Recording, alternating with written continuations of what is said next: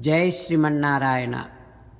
22nd sloka of 3rd chapter of Srimad Bhagavad Gita. Please repeat. Na me pardhasti kartavyam trishu lokeshu kinchana nanavaptam avaptavyam vartayevacha karmani om.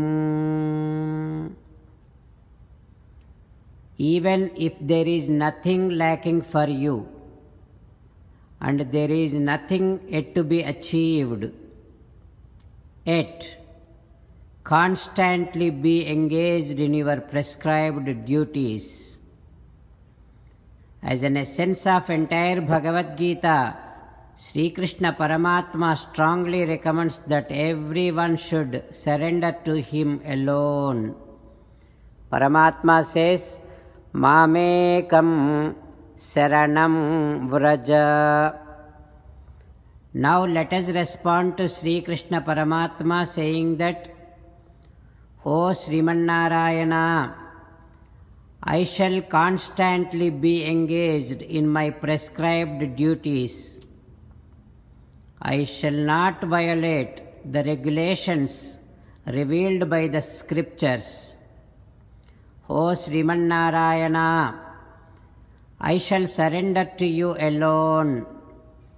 O Srimanarayana, I shall act according to your word. Srimanarayana, Karishye Vachanam Tava, Sarvam Sri Krishnarpanamastu. Jai Srimanarayana. Now let us learn Srimad Bhagavatam. Namaskaram to Srimad Bhagavatam. Nigama kalpataror galitam phalam Sukhamukhadamrutadrava sanyutam Pibata Bhagavatam rasamalayam Muhuraho rasika bhuvi bhavukaha. Namaskaram to Sri Sukha Yogindra. Yam pravrajantamanupeta krutyam Dvaipayano virahakatara ajuhava Putreti tanmayataya taravobhineduhu Tam sarvabhuta hridayam munimanatosmi. Namaskaram to Naranarayana, Chaturmukha Brahma, Saraswati Devi, Vyasa Maharshi. Narayanam namaskritya naram chaiva narottamam Devim Saraswatim Vyasam Tato Jayam Vudirayet. In Srimad Bhagavatam 9th Skandham, Suta Mahamuni giving his discourse to Saunaka and other Maharshis, saying that, O Maharshis, Sri Sukha Yogindra teaching Srimad Bhagavatam to Parikshin Narendra, saying that, O Parikshin Narendra, Khatvanga Maharaju's son's name is Dirghabahu. His son's name is Raghu. Raghu's son's name is Aja. Aja's son's name is Dasaratha. Tasyapi Bhagavan Esha Sakshat Brahmamayaha Harihi Amsa Amsena Chaturdha Agat. Sakshat Paramatma Srimanarayana, making his spark as 4 pots, becoming 4 sons, and born to Dasaratha Maharaju.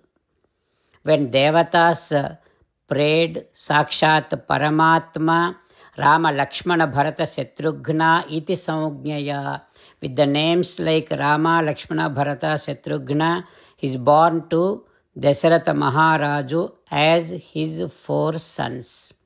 These 4 sons are very famous. O Parikshin Narendra, the great enlightened Maharshis always remembers the story of Sri Rama and they deeply drown into Sri Ramacharitam and gets great amount of good experience and good feeling. Such Sri Ramacharita, such the story of Rama, I am now going to tell you very briefly. Like that, Sri Sukha Yogindra is getting ready to explain Sri Ramacharita. We will learn from tomorrow onwards. Om Shri Krishna Parabrahmane Namaha. Om Asmadgurubhyo Namaha. Mukundamala. Krishna Rakshatu no Jagatraya Guruhu. Krishnam Namasyamyaham. Krishne Namarashatravo Vinihataha. Krishnaya Tasmai Namaha. Krishnadeva Samuthitam Jagadidam. Krishnasya Dasosmyaham. Krishne Tishtati Visvametadakhilam. He Krishna Samrakshamam. Srimad Bhagavad Gita, 3rd chapter, 22nd sloka. Name pardhasti kartavyam trishu lokeshu kinchana nanavaptamavaptavyam vartayeva cha karmani. Name pardhasti kartavyam trishu lokeshu kinchana nanavaptamavaptavyam vartayeva cha karmani. Srimannarayana karishye vachanam tava. Sarvam Shri Krishnarpanamastu. Jai Srimannarayana.